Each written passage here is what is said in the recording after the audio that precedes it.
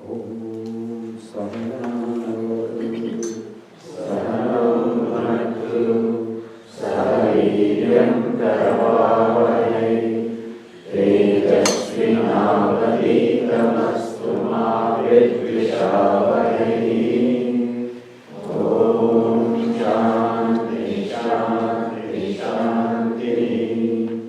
Om Purnamada Purnamidam Purnat Purnamudachyate Purnasya Purnamadaya Purnamevavasishyate. Om Shanti Shanti Shanti. Shruti Shruti Puranam Alayam Karunalayam Namami Bhagavad Padam Shankaram Lokashankaram Shankaram Shankaracharyam Keshavam Badarayanam Sutra Bhashya Sutau Vande Bhagavantau Punah Punaha Ishvaro Gururatmeti Murti Veda Vibhagine Vyomavadyaptadehaya Dakshinamurtaye Namaha.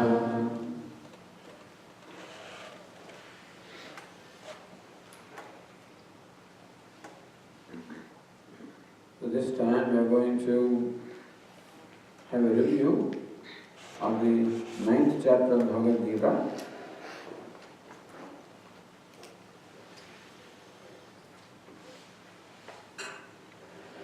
The chapter opens with the statement of Lord Krishna.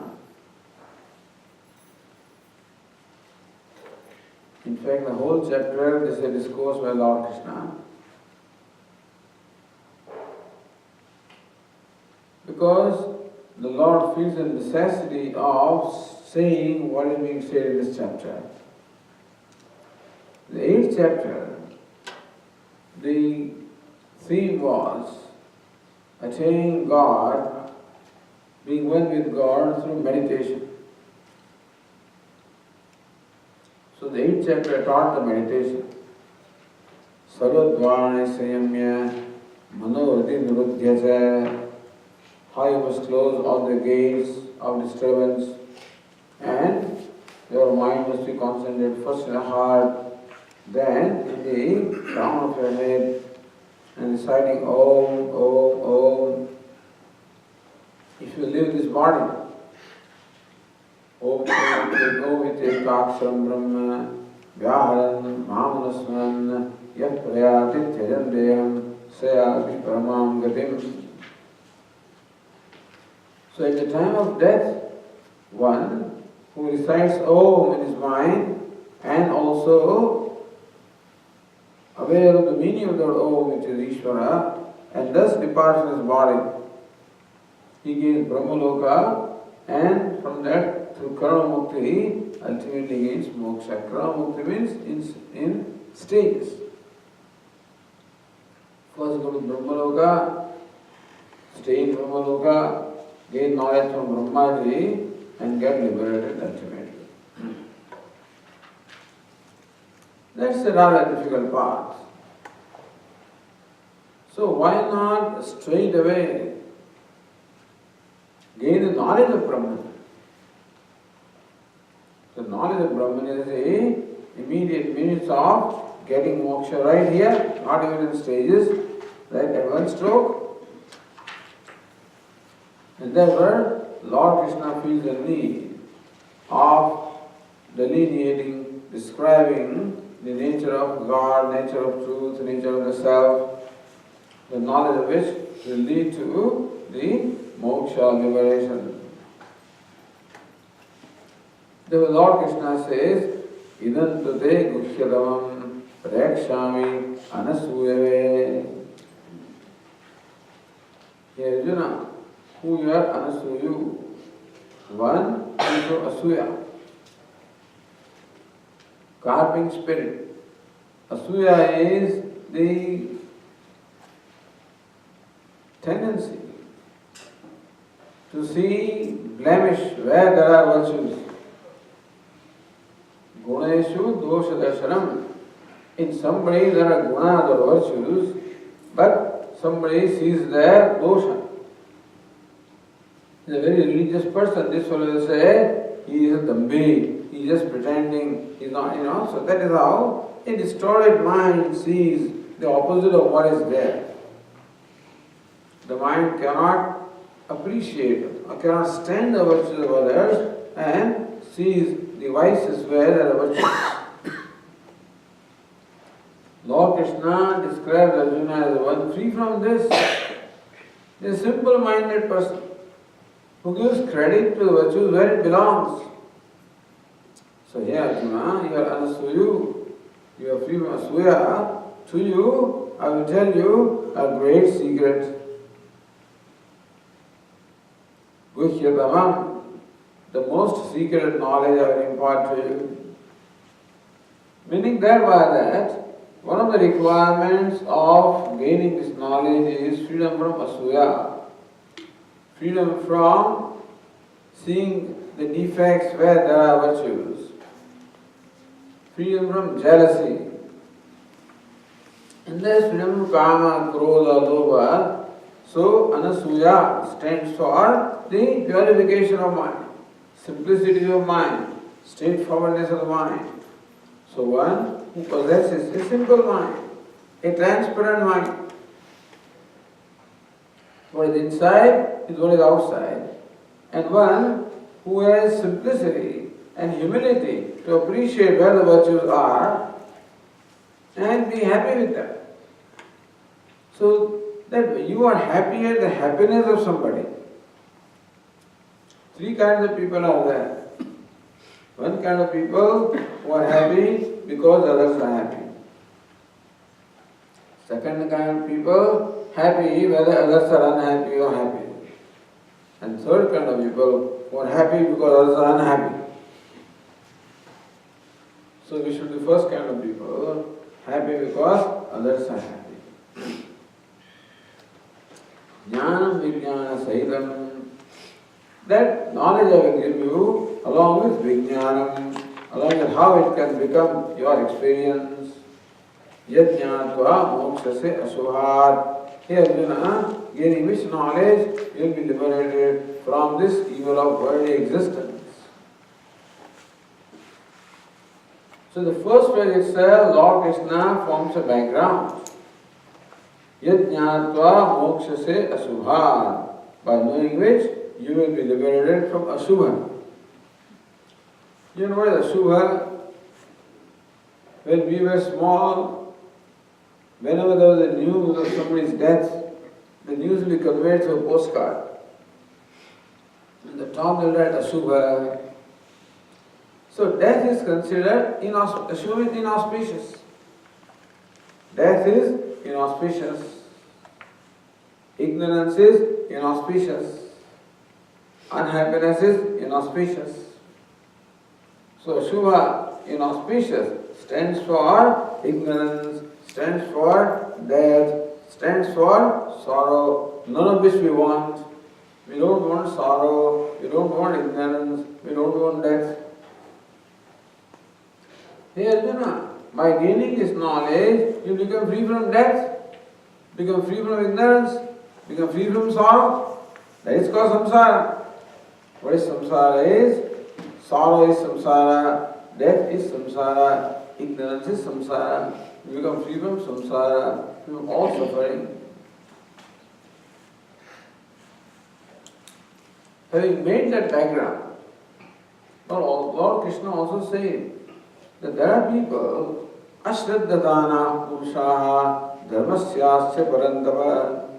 Hey parandava, hey Arjuna, there are many who do not have faith in this dharma, in this knowledge. Lord Krishna calls it dharma. The knowledge of the self, the knowledge of Ishvara, knowledge of reality, which is a means of moksha, is called dharma. Some people don't have faith in that. Ashraddhadana purusha, dharmasyasya parandava. Aprapya mam nivardante, mrityu samsara vatmani. They do not reach me, they keep go round and round on this path of the samsara. So in the cycle of birth and death, they go round and round. Having made this background, from the 4th verse of the 9th chapter, Lord Krishna says, made a proposition. Jnanam Vijnana Sahitam. I will do Jnanam and Vijnana. Lord Krishna uses these two words in the same sentence. Otherwise, Jnanam and Vijnanam need not be different from each other, but when both these words are used in the same sentence, then this should have some different meaning. So Jnanam is knowledge, and Vijnana is the means for gaining that knowledge. So here, Lord Krishna will talk about Jnanam, knowledge of Bhagavan, knowledge of Ishvara, and Vijnanam, the means of gaining knowledge, bhakti. 9th chapter is part of the Bhakti Yoga. The 7th to 12th chapters of the Gita talk about Bhagavan, Bhakta and Bhakti. See, the first 6 chapters of Bhagavad Gita talk about karma, karma yoga, talk about self and karma yoga and karma yogi. The second chapter of the second 6 chapters talk about Bhagavan, Ishvara. They talk about the Lord, the Bhakta, the devotee, Bhakti, the devotion. The last chapters talk about Jnana or knowledge. So karma, bhakti or upasana and jnana. That is the sequence in Bhagavad Gita. Suggesting thereby that should be the sequence of spiritual progress in our life. The first stage is karma, life of activity, life of duty. Second stage is upasana, worship or meditation upon Bhagavan, meditation upon Ishvara. The third stage is knowledge. So karma, bhakti or upasana and jnana. The 9th chapter is in the middle 6 chapters. So the subject matter is Bhagavan, Bhakti and Bhakta. Bhagavan means God, Bhakti means devotion, Bhakti means devotee. So 7th chapter talked about that, 8th chapter talked about that, 9th chapter also will talk about that. So this is very beautiful chapter. There are, all chapters are beautiful. You can't say that one is more beautiful than the other, but still, the 9th chapter is a particularly beautiful chapter. Here, Lord Krishna describes his glories, describes his bhakti or the devotion, and describes the glories of devotion. How glorious or how powerful the bhakti or the devotion is. Also describes as bhakta of the devotees. So Bhagavan, Bhakti and Bhakta, all the three are described in the 9th chapter. Of that, the knowledge of Bhagavan, the knowledge of God is called Jnanam, and Bhakti, the worship or the devotion to the Lord is called Vijnanam. So this is how Bhagavad Gita presents Bhakti and Jnana. Bhakti is the means of knowledge. So, first section of this 9th chapter talks about Jnanam. Jnana means the knowledge of Ishvara. If you have the handout, which you don't have, I was hoping that this should have been... I'll get a printout for everybody tomorrow. That would be better, But okay.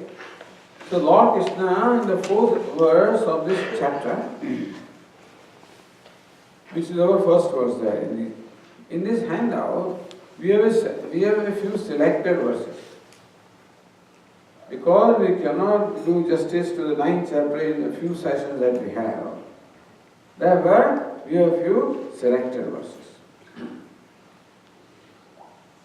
The first verse that is selected is the 4th verse of the 9th chapter. Lord Krishna says, now how can you repeat But let me recite and you try to repeat as you can. Maya tatamidam sarvam Maya tatamidam sarvam jagadabhyaktamurtina jagadabhyaktamurtina matsthani sarvabhutani matsani sarvabhutani nachaham teshvavasthitah chaham te savasthitah. Very good. So Lord now teaches us what is His nature. So Bhagavan is telling us what's the nature of Bhagavan. Therefore Lord Krishna uses the pronoun I in many places. Somebody has counted that Lord Krishna uses the pronoun I and the modification of I, the vibhakti of I, 108 times. How many times? 108 times. But when Lord Krishna uses the pronoun I, it does not mean the son of Vasudeva, except one place. Krishna Vasudevasmi. There Lord Krishna means I am Vasudeva, means son of Vasudeva. Otherwise, Lord Krishna, when you use the pronoun I, it means Ishvara. Either Saguna Brahma or Nirguna Brahma. There are not two Ishvaras, there is one. Nirguna Brahma. The ultimate reality is Nirgunam. Ultimate reality is it transcends all attributes. You see, the reality or truth must be unconditional without any conditions or attributes.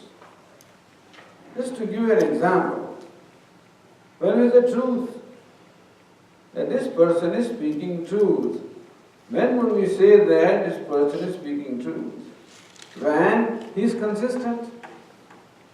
Here also he says, and the same thing he says outside also. To you also he says one thing, and the same thing he says to others also. Under all conditions, at all times, at all places, if he is consistent, then we say that this person is truthful. Otherwise, saying one thing here and saying something else outside, we say he's lying. Saying one thing in the morning, something else in the evening, he's lying. One thing to you, something else to somebody else, is lying. So in our day-to-day life also, what do we call satyam? What do we call truth? Which is consistent at all times, at all places, and all conditions. Is it not so? So by definition, satyam must be free from modifications in time, place and condition. Meaning that it should not be affected by time. It should not be affected by place. Should not be affected by conditions. Then alone can be called truth. So when this is how we understand truth even in the relative world, what to talk of the absolute truth? The absolute truth is called Ishvara. He must necessarily be changeless. Truth is that it does not change in time, in place, in condition. To understand that in this universe there is a reality which is Satyam. Upanishad is Satyam, Jnanam, Anantam Brahma. Brahma or Ishvara is Satyam, is truth. Jnanam is knowledge or consciousness. Anantam is infinite. Truth, consciousness, infinite. That is how God is described in the Upanishad. And Lord Krishna also described himself in the same way, in different words. So first of all, there is a reality or truth in our life. Even though you may feel that Swamiji, I do not find truth anywhere, wherever I go, there is all fallacy. There is no honesty. There is all corruption. Wherever you see, this is what you find. But understand that that observation is true only for human beings. It is not true for anything else. The whole nature is truthful, All animals, plants, insects, and sentient, insentient nature is truthful in as much as it is consistent.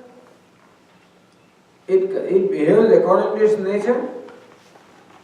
Everything other than human being behaves according to its nature. Therefore, the world is predictable. When can we predict that there will be rain?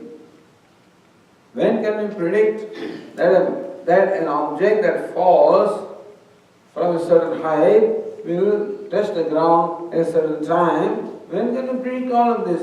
When there are the laws, isn't it? We know that all phenomena are governed by different laws. And all these laws are manifestation of one fundamental law. So there is a fundamental law or a harmony or an order in this universe, and everything is the manifestation of that law or harmony or order. That harmony, law, order is alone Satyam, is truth, is knowledge, is infinite, is God. So this is our definition of God. Truth, knowledge, infinite. Or truth, consciousness, infinite. So that there is God like that.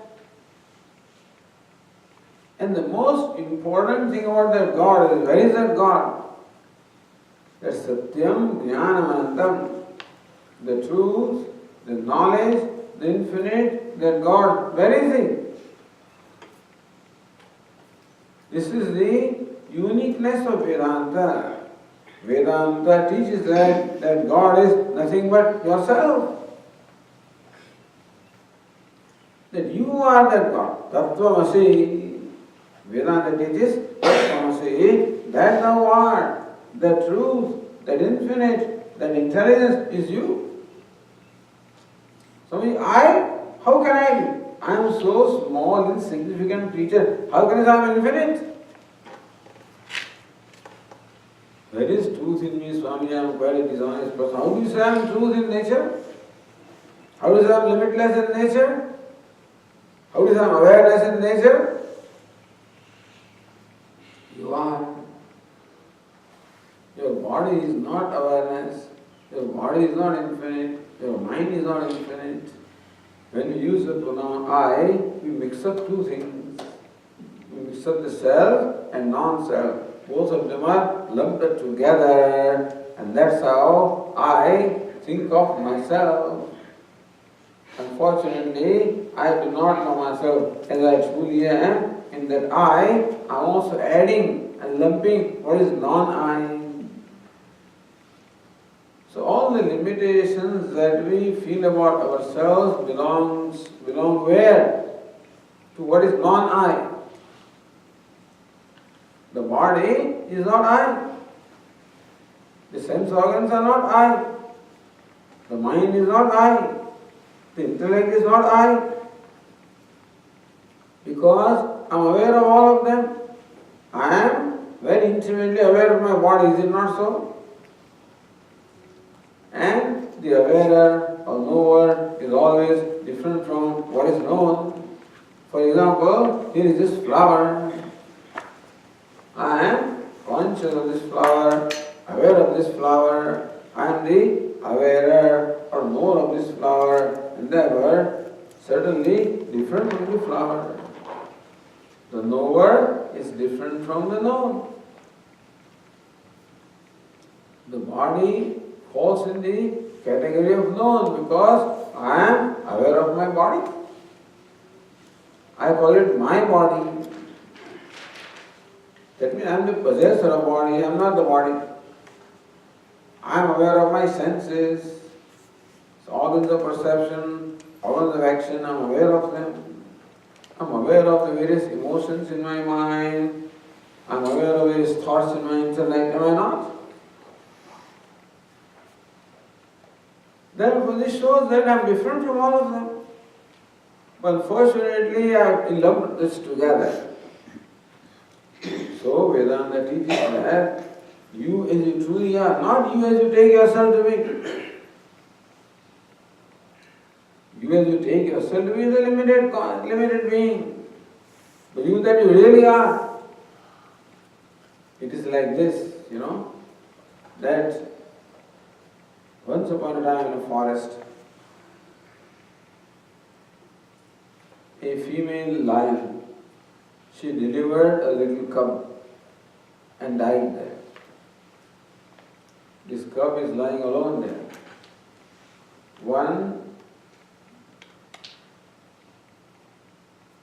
person tending the sheep and goats, and so this fellow was passing by and he saw this lion cub beside the mother is dead, and he took pity upon this lion little child. And then this herdsman carried that lion cub with him. Now the little lion is growing along with the sheep, and he looks around. All of them are sheep, therefore he took for granted, I am also a sheep. In fact, he was bleating like a sheep also. Once what happened is, a real lion came about, and all the sheep started running away. Along with them, this little lion sheep also started running away. And so the lion saw, I can understand the sheep are all running away. Why is the lion running away from me? Why is the lion cub running away from me? So he ran and caught hold of that lion cub. He started appealing, please don't kill me, please don't kill me. I'm a little sheep, don't kill me. Who are you? I am a sheep. Yeah, it bleated also. See, I am a sheep. Alright, come with me. So lion took that so-called sheep with him to where there was a pool of water. Asked him to see inside the water. Who do you see? I see myself. The sheep says. Look at me. Who am I? Oh, you are a lion. Who do you see inside? Myself. How does it look like? Does it look like sheep or lion? Lion. Who are you? I'm a lion. And the lion roared. The cub also roared. And instantaneously he was transformed from a sheep to a lion. Was he transformed? No. He always was lion. But because of ignorance of not knowing who it really is, he took himself to be a sheep. Similarly, this is lion. Who are we? We are in fact nothing but Brahman, limitless. But we take ourselves to be this limited, helpless, hapless creatures and suffer from that. This teaching would not have been necessary if this thing did not cause problem to me. This taking myself to be a limited being causes all the problems. Taking myself to be a limited being is the cause of all my sadness. Understand that human being is not sad because he doesn't have something or he has something. Usually we believe that we are sad because we don't have something. Swamiji, I don't have money, I don't have power, I don't have position, I don't have promotion, I don't have recognition, I don't have this. We think that because of lack of those things that we are unhappy. Or that I have a headache, I have this, so because something I have, therefore I am unhappy. Vedanta says, no, you are unhappy only because you take yourself to be limited. There is no reason for unhappiness other than taking myself to be a limited being. This is very important to understand. We are constantly in the process of getting rid of whatever makes us unhappy. There is a natural tendency in us of seeking happiness, avoiding unhappiness. So whatever I consider the cause of unhappiness, I remove that. And whatever I consider cause of happiness, I acquire that. Isn't it so? We accumulate what we think will cause us happiness, and we get rid of things that we think are causing us unhappiness.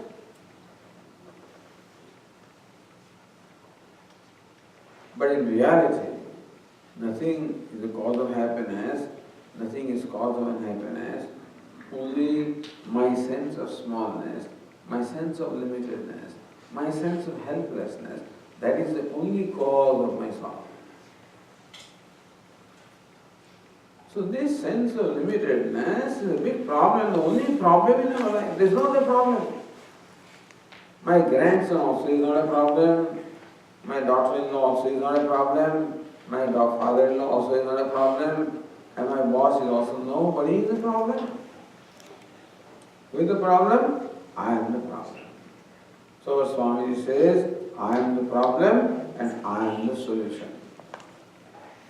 I am the problem when I do not know the true nature of myself.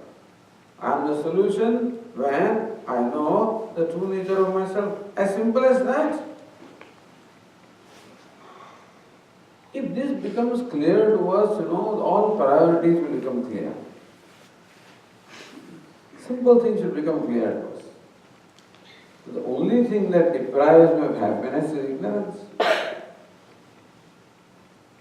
And therefore, what is depriving of that lion cub, the glory of being a lion? Just his misconception or wrong perception that he was a sheep. So also wrong perception about myself is what is depriving me. There was this teaching. Therefore, Lord Krishna first of all described who he is, meaning what's the true nature of the truth, of reality, or God, which also happens to be the true nature of the self. Lord Krishna says, Maya tatamidam sarvam jagat avyaktamurtina. Idam sarvam jagat maya avyaktamurtina tatam. This avyak, this jagat. Achha, you can't hear me properly? This is too loud, is it not? Is everybody able to hear me clearly? This is too loud, I think. Yes. Huh? It's good. It's okay, sorry. This is good? Yeah. Okay. Not too loud for you? No. So Lord Krishna says, Idam Jagat, this universe, Maya Tatam is pervaded by me. This universe is pervaded by me. What is this pervaded by me? Just as this cloth is pervaded by cotton, is it not so? Wherever you touch the cloth, what are you touching? The cotton. Wherever you lift the cloth, you are lifting the cotton. The cloth has a weight, it is the cotton's weight. So, the cotton pervades the entire cloth. We say that the cloth is made of cotton. Cotton is the material from which the cloth is made. Or we can say that the cotton is the material cause of the cloth. Follow? Wood is the material cause of this table. Because without taking away the wood, there is no table. Take away the cotton, there is no cloth. Take away the clay, there is no pot. Take away the gold, there is no ornament, right? Just as ornament pervades, just as gold pervades all the ornaments, the cotton pervades this cloth, the water pervades all the waves, the clay pervades all the pots, the wood pervades the table. Similarly, Lord Krishna says that I pervade this entire universe. I am the material cause of the entire universe. So now the question is, where is God?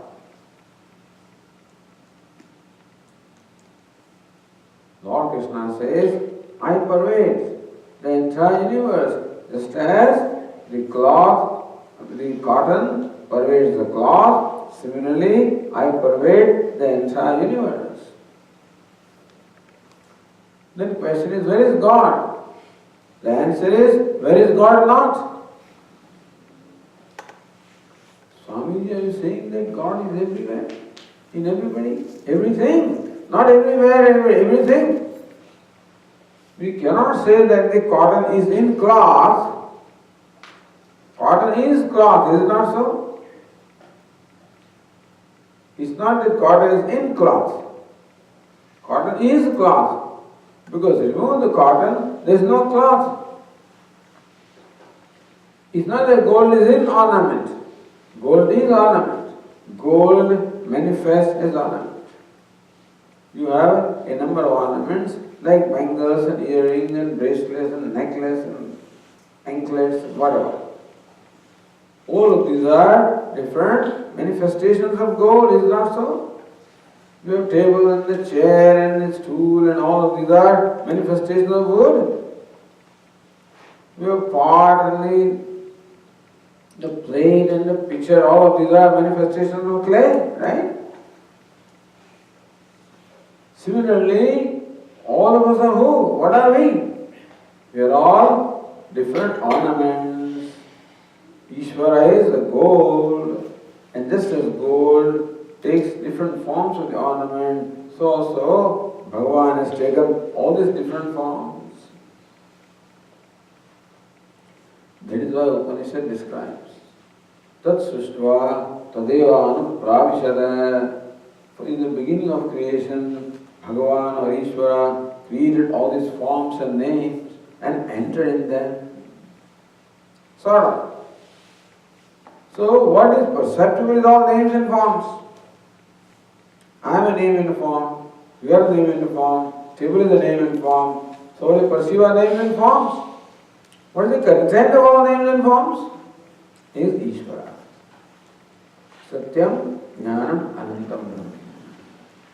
You call it awareness, call it consciousness, call it truth, call it limitless, call it Ananda, call it love. Swamiji, do you mean to say that Bhagavan is present in the criminal also? Next question, this is automatically next question. If God is present in a criminal, then how come He does not stop the criminal from doing what he is doing? You tell me. If a goldsmith makes different ornaments, some ornaments are beautiful, some ornaments may be ugly. And gold gives different shapes and forms to the ornaments. Does the gold have any objection to any shape or form? Tell me. The ornament is beautiful, also gold is equally there. Ornament is ugly, gold is equally there. What is beautiful or ugly? Name and form are we called beautiful ugly. The content is gold. Ugliness is, criminality is where in name and form, but the content is Ishvara. Therefore, if you really examine anybody, you find Ishvara there. Don't just stop at the name and form. We always judge people from the names and forms. We call this person a criminal based on the name and form. True. There is something in the person by which the person can be called criminal. But that is his personality. What is the person that is building that personality? If you look at anybody, you find there a kind, loving person there. Even a cruel person who kills other people also, When it comes to his own little child, he becomes so kind and so mellowed down. Is it not so? Even Ravana also is crying. When his son Meghanath was killed, Ravana was crying. That means there is love in Ravana also. And that is the truth about him. But then what about all the cruelty that he has? That is all in the personality, all due to ignorance. If a person knows that I am limitless, there is no scope for any anger, any cruelty, no scope for anything. The person is what the person is because of his or her perception of the self. It is the wrong perception of ourselves that makes us what our personality is. Understand that personality does not affect the person. Like an actor putting on different costumes. Sometimes the actor may act as a king, sometimes as minister, sometimes as beggar, sometimes as hero, sometimes as villain. I have not seen many movies lately, but I understand that this Amitabh Bachchan came to prominence as an angry young man. That's what they tell me. I have not seen any movies. Lately many years. I can't say I cannot see any movies. Some movies I have seen. So there's something, this is worth watching this movie. So once or twice a year, I also end up watching a movie. But he is still loved by people, angry young man, So an actor assumes variety of roles, he puts on variety of costumes and plays variety of roles. But even while playing all different roles, he is unaffected by the role. Even though he plays the role of a king, he is not affected by the kingliness. When he plays the role of a beggar, he is not affected by beggarliness.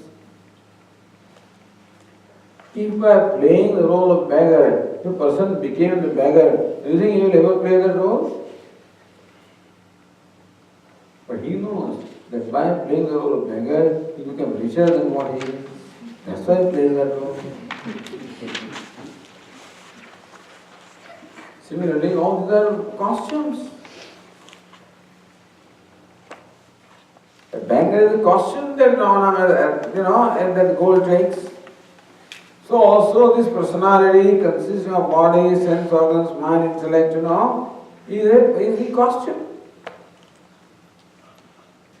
Lord Krishna says, I pervade all the entire universe, meaning that all the names and forms that you see are all the costumes that I am wearing.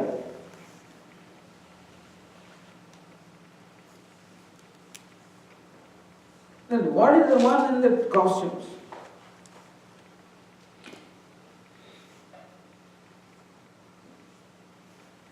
This flower has 5 aspects in it. The flower shines in my consciousness. The flower is dear to me because it is beautiful. It is a source of happiness or joy. Therefore, flower is dear to me. The flower has a name. It has a form. So this flower has 5 aspects.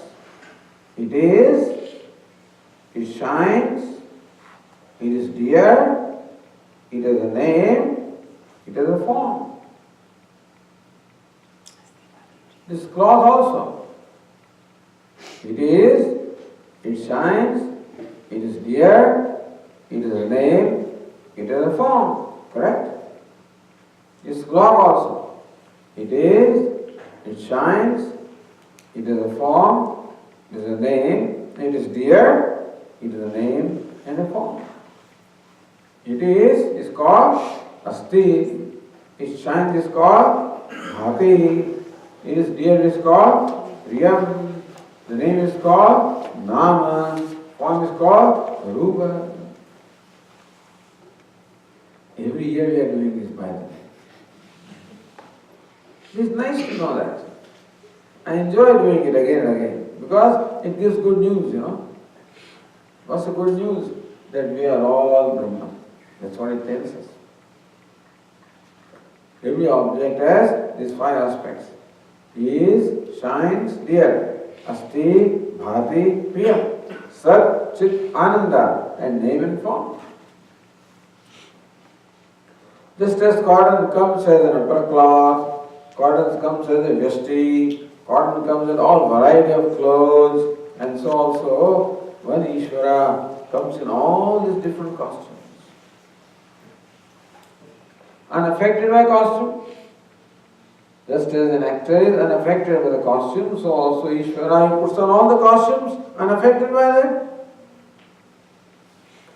So just as an actor does not become a beggar by the role of beggar, or does not become king by the costume of the king, so also Bhagavan does not become criminal by the costume of criminal, doesn't become saint by the costume of saint, he transcends everything. The actor transcends everything, We can say that actor pervades all the roles and transcends all the roles.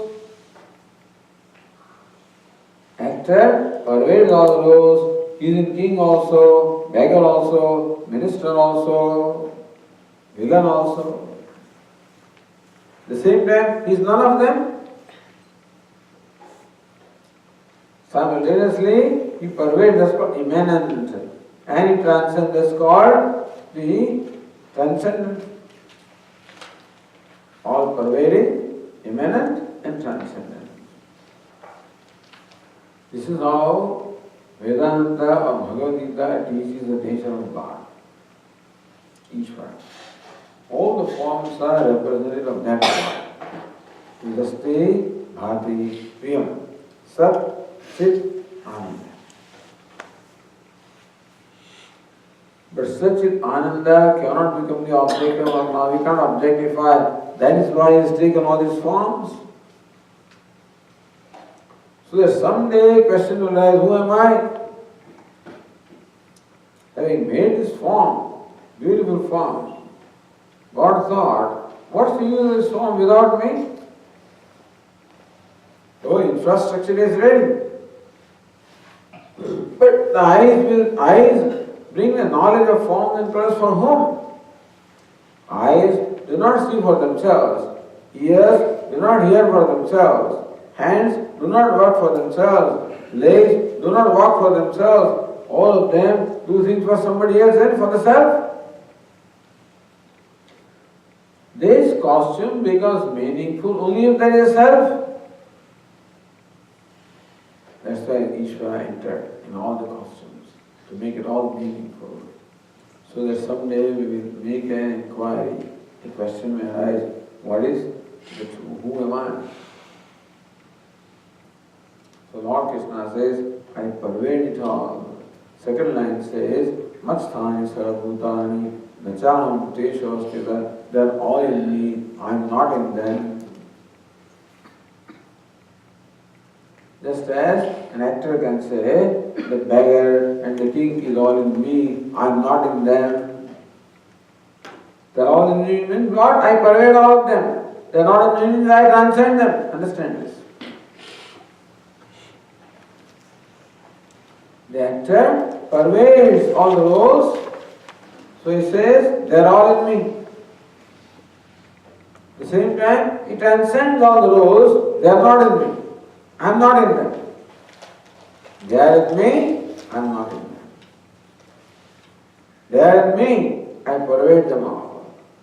I am not in them, I transcend them. And finally, Lord Krishna says, Nacha matsthani bhutani. Really speaking, they are not in me also. All there is myself. All there is nothing but one Bhagavan. In Vyavahara, in our day-to-day life, you can say that it is Ishvara, playing all this variety of roles. As human beings, as gods, as animals, as plants, as insects, as mountains, as rivers, as sentient, insentient, whatever there is in all of these, who is manifesting? Nothing but one Ishvara. No, Swamiji, why should God create?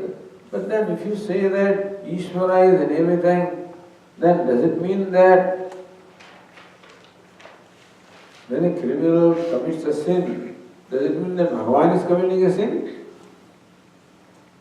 When a person dies, does it mean Bhagavan is dying? No. Because just as the actor pervades but transcends. Therefore, the attributes of Bhagavan do not affect the actor at all. So also, what happens at this level of the name and form does not affect Ishvara, who sustains them but transcends them all.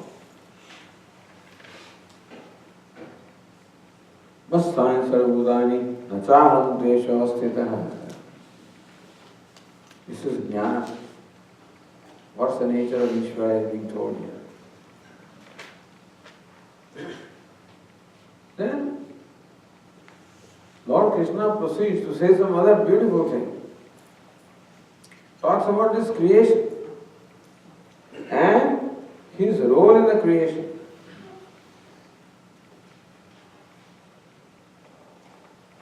He says, Sarva Bhutla, next verse that we have selected, let me recite that. Please repeat after me. Sarva Bhutani Kaunteya Sarva Bhutani Kaunteya Prakritim Yanti Mamika Prakritim Yanti Mamika Kalpakshaye Punastani Kalpakshaye Punastani Kalpado Visrujamyam Kalpado Visrujamyam.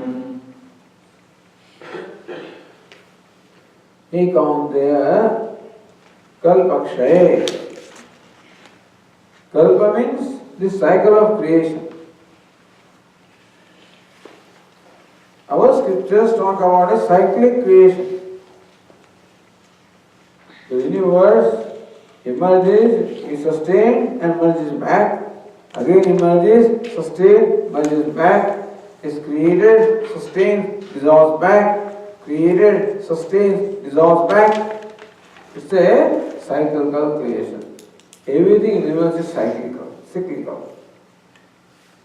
For example, the cloud rains as water, goes into the ocean, gets evaporated, becomes cloud, again rains, again in the ocean, again cloud, again rain.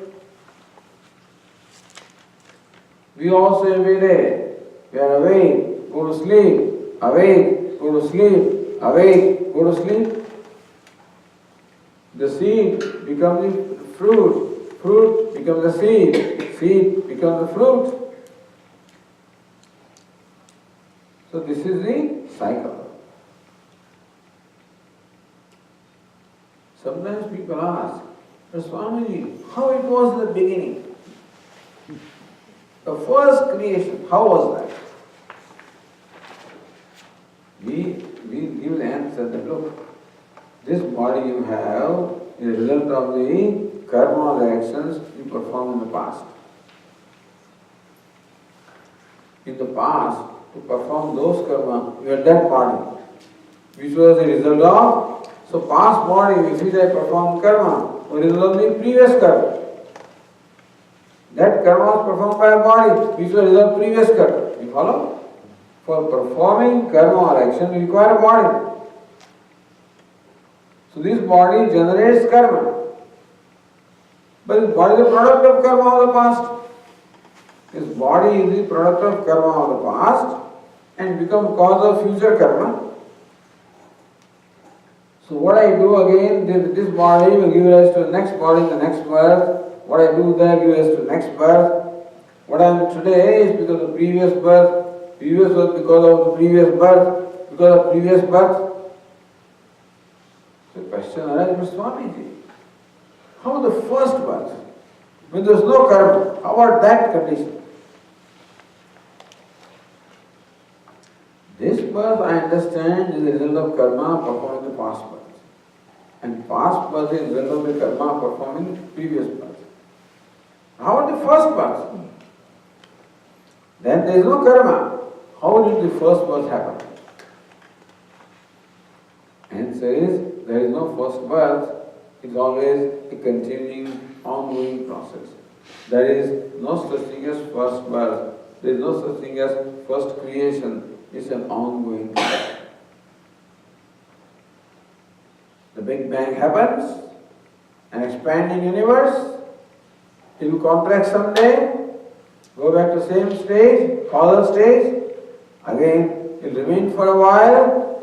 Again, Big Bang, expand, contract. This process goes on and on and on. So that's what Lord Krishna says. Kalpaksha. So then this universe has a certain cycle of I don't know how many trillion years long is the cycle. I don't think scientists have yet calculated that. How long the universe will survive, that they have not told us, I don't know. They tell us when the universe was born. 12.5 billion years ago, I think the universe was born. So that they can tell us. How long will it remain? Our scriptures tell us that also. Some trillion years it talks about. Anyway, that's not the point here. But the point is that the universe is born, is sustained for a period of time, merges back into cause. From cause to the effect, effect to the cause. For example, we are right now awake. At night, we go to sleep. That's called the causal state. Morning we wake up. That's called the effect stage. So the cause to the effect, effect to the cause. Cause to the effect, effect to the cause. Cause is unmanifest, effect is manifest. From unmanifest to the manifest. From manifest to then manifest. This is how the cycle of creation goes on. Like our daily life. We wake up, we are awake and sleeping. Awake and sleeping. Imagine 12 hours we are awake, 12 hours we are sleeping. 12 hours awake, 12 hours sleeping. These days we don't have luxury to sleep for 12 hours because there are so many things to be done. But olden days, life was simple. When sun sets, they will go to sleep. Sun rises, they will wake up. Sun sets, they go to sleep. Sun rises, they will wake up. They eat when they are hungry. They sleep when they are sleeping. Here we eat according to time, sleep according to time, wake up according to time. So our life has become quite unnatural. But generally, we are told that the cycle of creation and dissolution is the same length.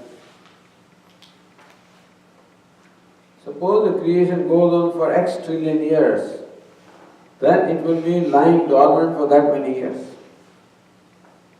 So again, it will come. So from the effect, meaning that all the ornaments are melted into gold, again they are made into ornaments, again go back to gold, again ornaments, again go back to gold. They are all ornaments. You all are there right now in creation. Then, in dissolution, pralaya, you all go back to the causal state. Come back, go back to causal state. This is how the cyclical creation is. Describing that, Lord Krishna says, this is what I do. Kalpakshaye. Kalpakshaye, at the time of the final dissolution. Kalpa means a cycle of creation. Kshaya means the dissolution. Kalpakshaya, at the dissolution of the cycle of creation. He Kaunteya, Sarvabhutani Mam Mamikam Prakratim Yanti. He Kaunteya.